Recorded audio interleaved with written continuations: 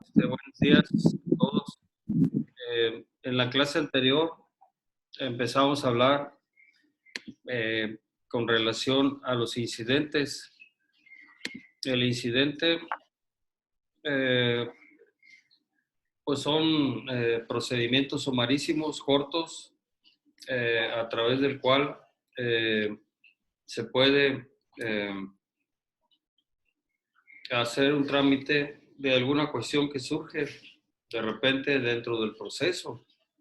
Hay ocasiones en que no estaba previsto una determinada situación, pero que es necesario tramitarla durante la secuela procesal, durante el procedimiento y resolverla antes que se resuelva el fondo del asunto.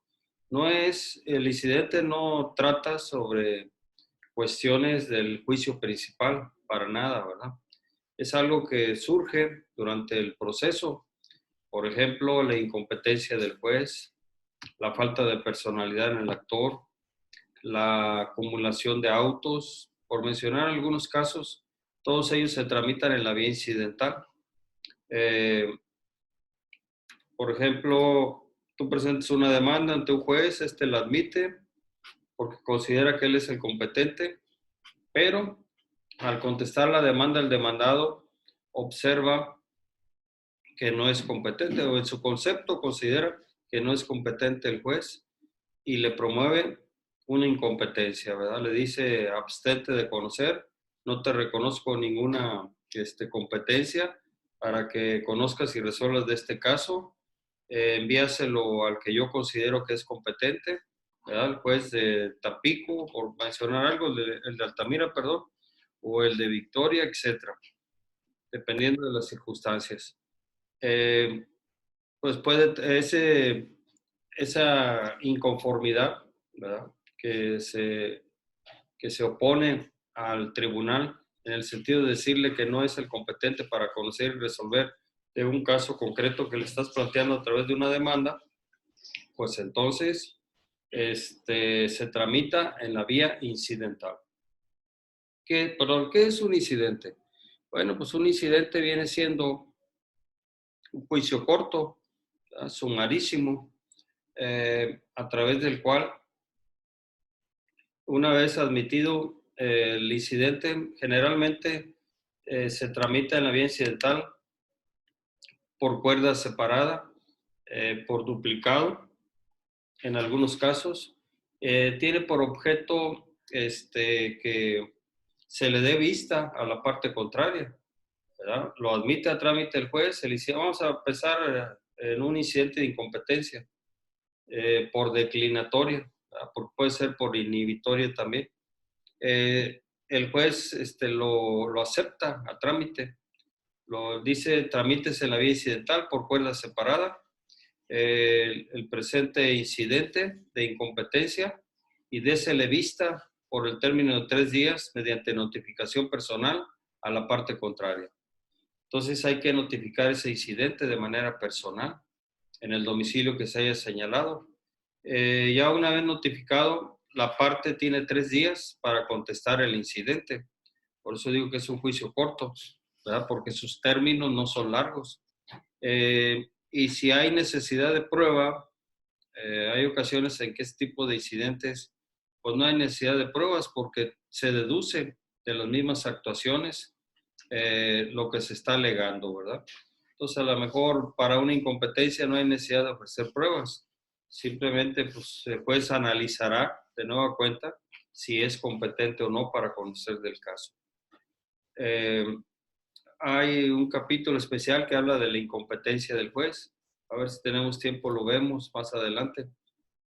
Y ya una vez que desahoga la vista de 3 días, la parte contraria del incidentista, entonces, y no hay pruebas que ofrecer o desahogar, mejor dicho, ¿verdad? Entonces, pues se va a alegatos por 3 días, se abre una audiencia, ¿verdad? En donde se alega del derecho que se tiene y al final, en 3 días siguientes, se resuelve lo conducente. Entonces, esto es el trámite de un incidente.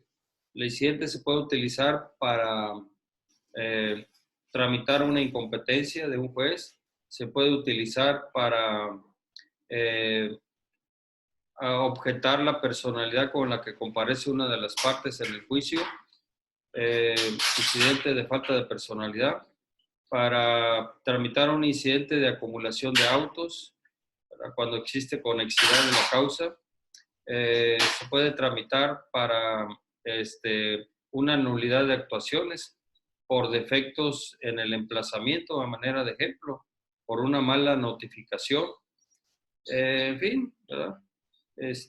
Inclusive ya después de que se dicta sentencia y causa ejecutoria, se puede tramitar en la vía incidental ciertos aspectos, como por ejemplo el incidente de liquidación de sociedad conyugal, el incidente sobre gastos y costas judiciales, el incidente sobre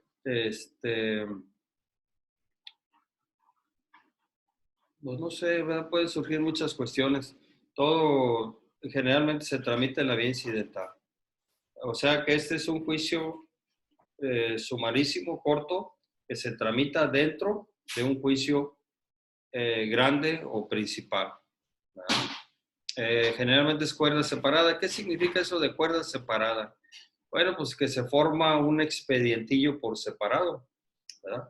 Pero generalmente siempre lo acomodan dentro del juicio principal, ¿verdad? No, está separado. Siempre dice el juez, tramítese la vía incidental por cuerda separada,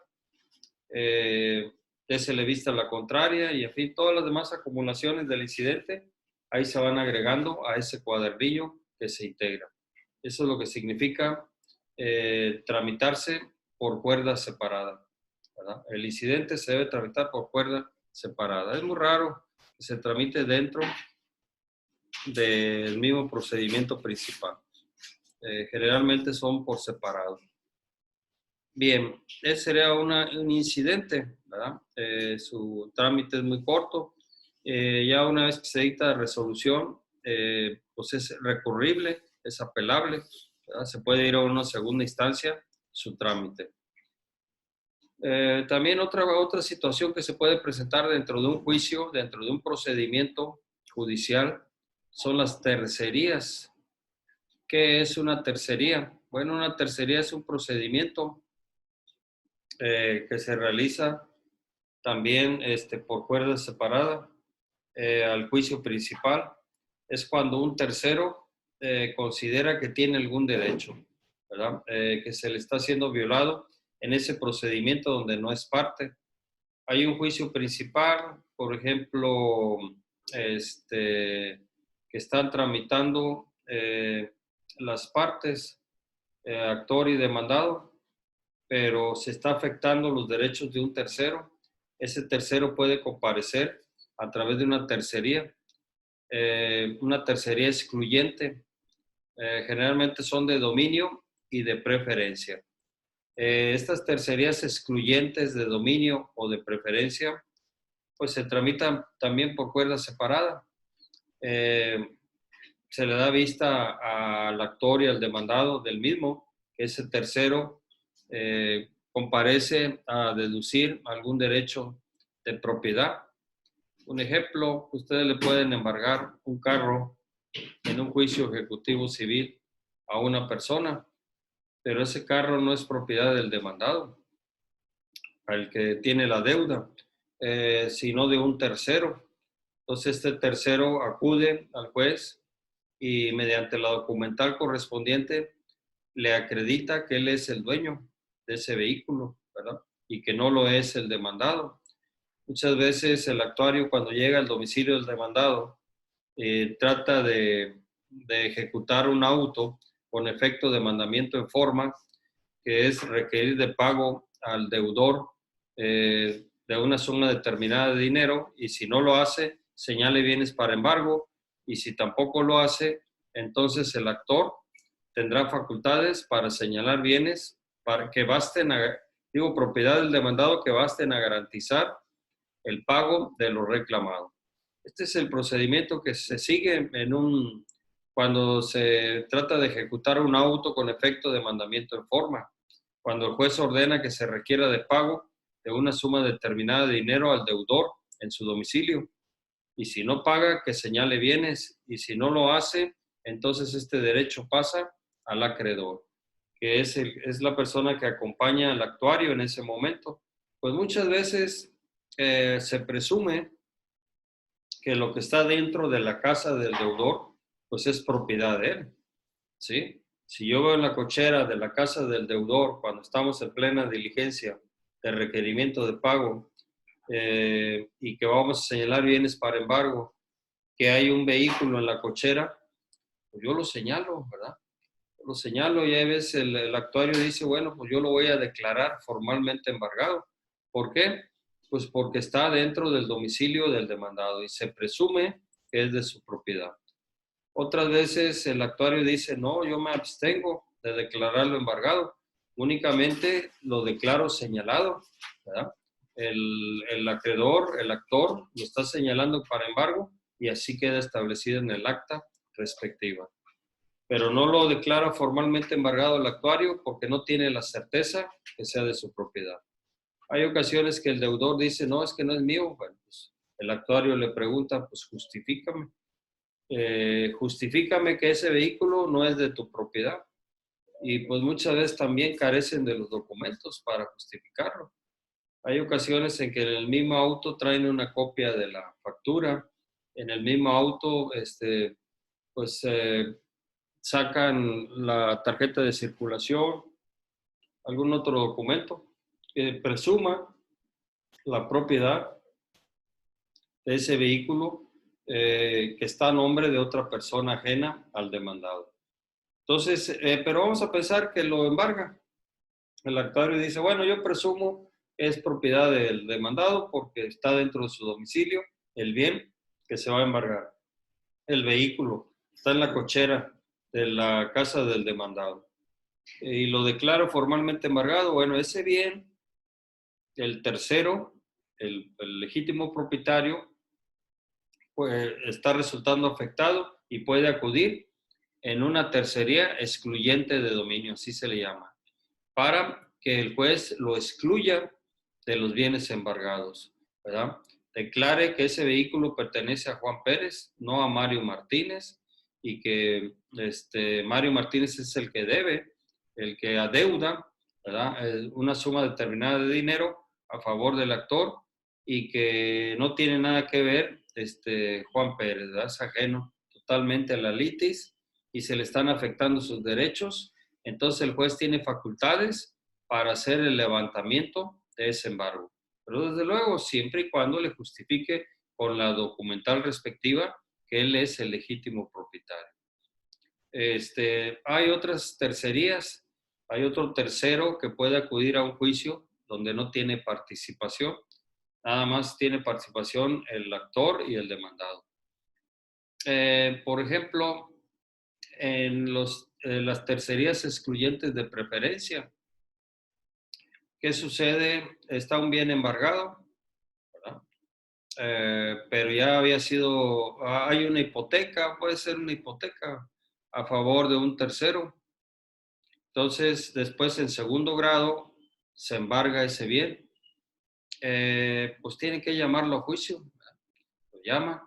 Dice la ley que cuando se va a sacar a remate, previo a sacar a remate un bien embargado, un bien inmueble, se debe llamar a juicio a los acreedores que aparezcan en el registro público de la propiedad. Entonces hay una persona que pues, lo puede tener embargado antes que el que pretende rematarlo, ¿verdad? Es que los embargos, pues el que es primero en tiempo es primero en derecho. Vamos a pensar que la misma casa tiene 3 embargos.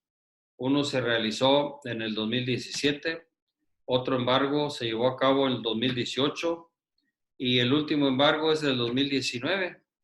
El embargo del 2019 lo va a sacar a remate, ¿verdad? Porque es el que siguió haciendo los trámites. Entonces tiene que llamar a los que aparecen como acreedores también, ¿verdad? antes que él, los que están en primero y en segundo grado. Él está en tercer grado. Entonces, el que está en primero y en segundo grado puede formular, puede promover una tercería excluyente de preferencia. ¿Esto con qué fin? De que el juez tome en cuenta que él es preferente en el pago. Que se remate el bien, dice el que está embargado en primer lugar o en segundo lugar. Al acudir a la tercería de preferencia, ellos dicen, no, pues que se saque el remate, no hay ningún problema.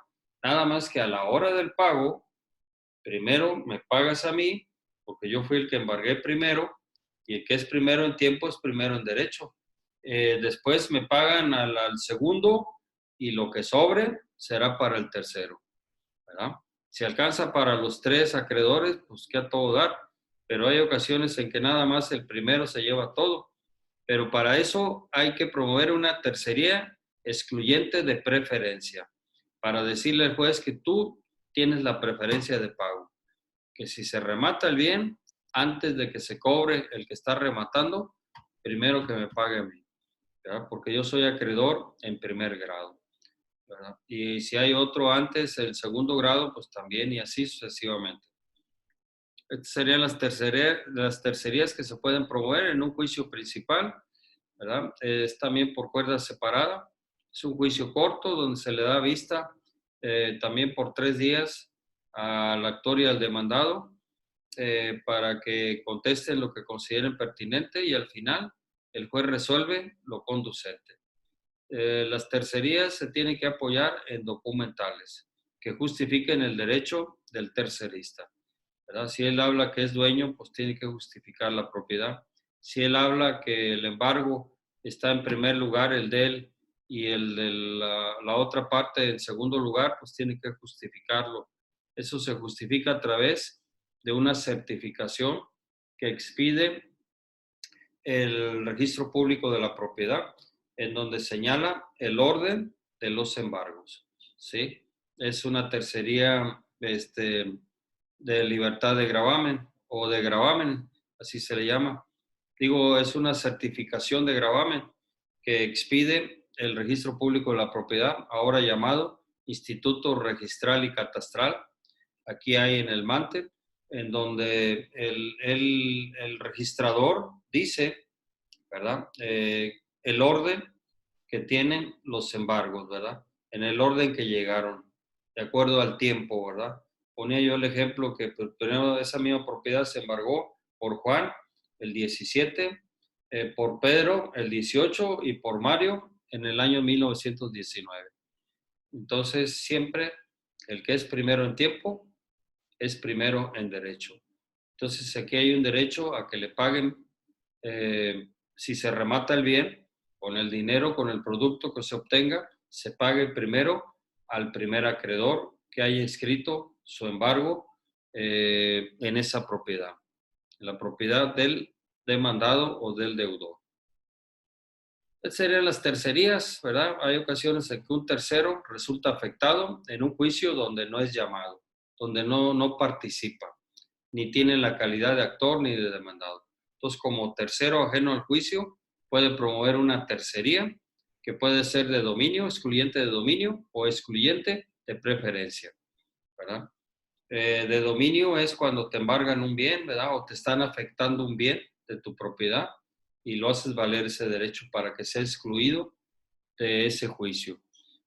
Porque tú no tienes nada que ver, tú no le debes ningún 5 al actor, ¿verdad? Y por tanto no puedes ser afectado en tus derechos, y menos si no has sido llamado a juicio.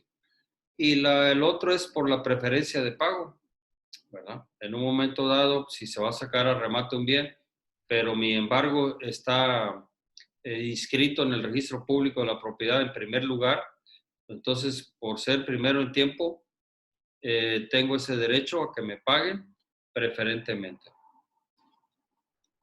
Esas serían las tercerías. Bueno, esto es a grandes rasgos lo que se puede platicar en los aspectos generales de un procedimiento, o sea, desde las partes, las, los términos, las notificaciones, las resoluciones, los exhortos, o sea, una serie de cuestiones que pueden surgir. También hay otra cuestión que puede aparecer en un procedimiento y son los impedimentos. ¿Qué son los impedimentos? Bueno, los impedimentos vienen siendo cuando un juez, esto va dirigido a la persona del juez, no al tribunal. Al tribunal se dirige cuando es incompetente el tribunal, ¿verdad? Yo pido que se declare incompetente el juzgado de primero de primera instancia civil y familiar del Mante porque es incompetente para conocer y resolver de un caso. Pero los impedimentos van dirigidos a la persona del juez. Cuando un juez está impedido para conocer y resolver de un caso concreto,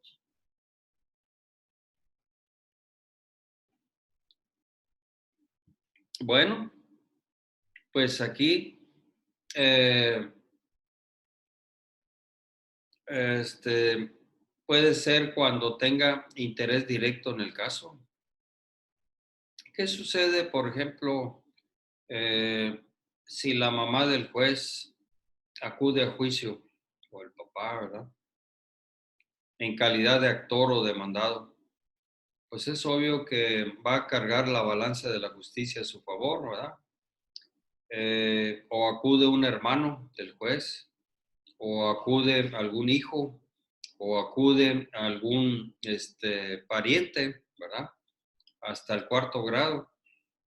En esos casos, el juez se debe de abstener de conocer del caso. Se debe excusar, debe decirlo así, ¿verdad? En un acuerdo, en una resolución que dicte. Me excuso de conocer del presente asunto en virtud de que una de las partes, el actor, pues es mi madre, ¿verdad? Es mi hermano, es mi hijo, es mi esposa, eh, es mi sobrino, etcétera. Entonces, ¿por qué? Porque lo que se trata de evitar es de que el juez tenga un interés directo dentro de ese asunto, ¿verdad? Lo mismo sucede en los casos de convites, en los casos en que el juez reciba regalos, se le hagan fiestas, lo inviten a comer, en fin, ¿verdad? Hay veces que los jueces acuden continuamente a reuniones de abogados o de un grupo de abogados o con un abogado. Entonces eso puede generar también que afecte la imparcialidad que debe tener un juez en cualquier juicio, ¿verdad? El juez debe ser imparcial totalmente. Cuando existe la posibilidad de que sea parcial en un caso, entonces debe de excusarse. Y si no lo hace, las partes lo pueden recusar, ¿verdad? Entonces la recusación sería con causa.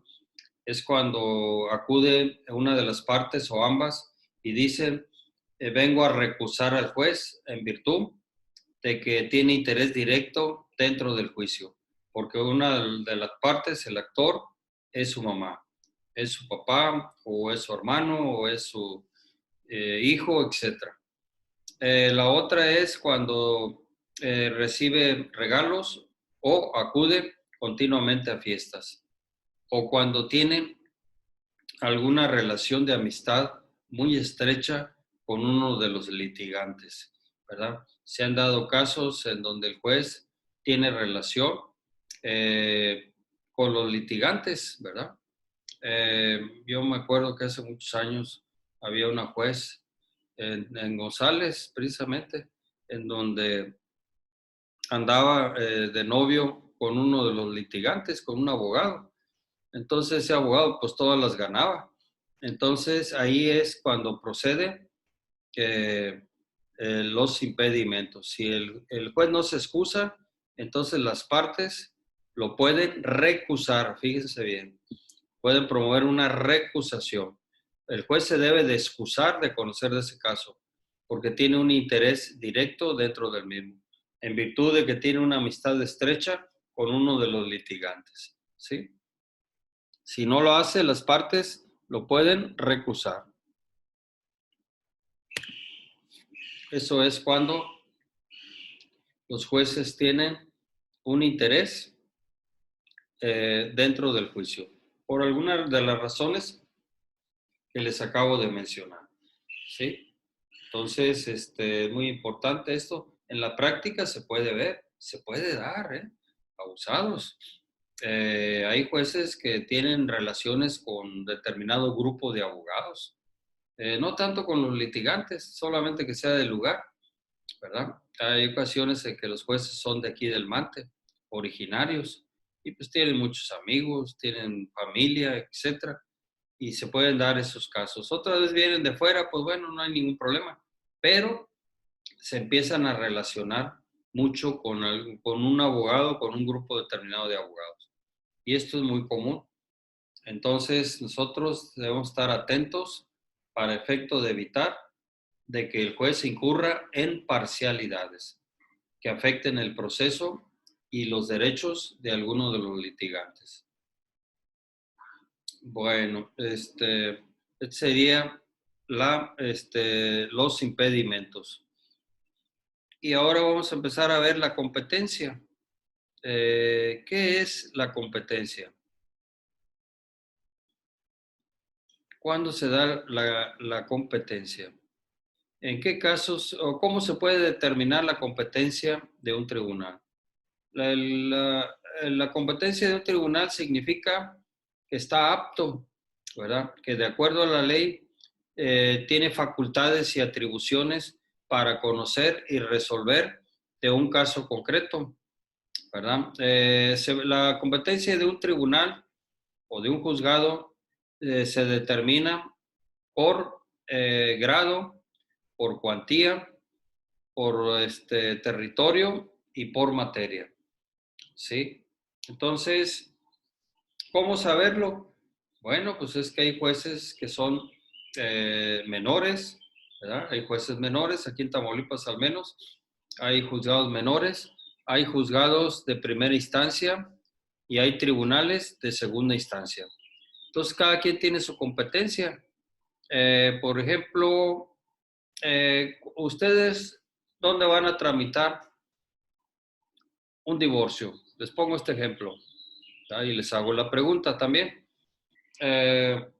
Fíjense bien, el matrimonio se casó en Mante, pero enseguida se fue a vivir a Monterrey. Allá residieron en Monterrey. Posteriormente se fueron a Ciudad Juárez. Y el último domicilio que tuvieron fue en Tampico, Tamaulipas. ¿Dónde tienen que tramitar el divorcio? Esa es una pareja que tuvo problemas, que tuvo conflictos, ¿verdad? Se quieren divorciar. ¿Cómo se va a determinar la competencia del juez?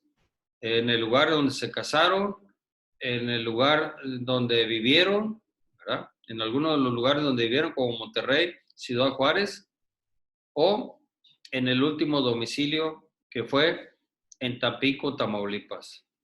¿Quién será el juez competente para conocer y resolver de este divorcio? A ver, compañeros, quiero escuchar su opinión.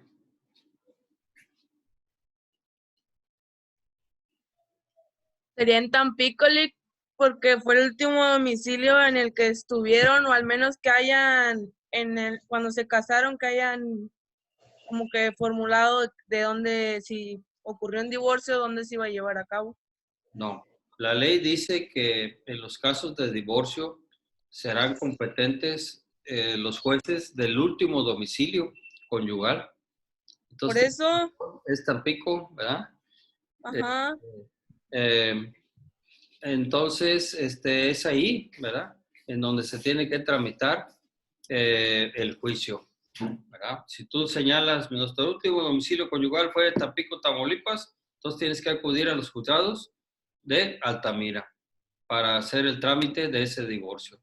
Es en el domicilio, en el último domicilio conyugal que tuvieron las partes. Entonces, y así, ¿verdad? Podríamos hablar de varios ejemplos. Esto lo vamos a hacer el día de mañana. Entonces nos quedamos aquí en competencias, que es una situación que se puede presentar. Ustedes, si cuando presentan una demanda, fíjense bien, antes de presentarla dicen, bueno, ¿y a dónde la voy a llevar? ¿A qué juzgado? ¿Verdad?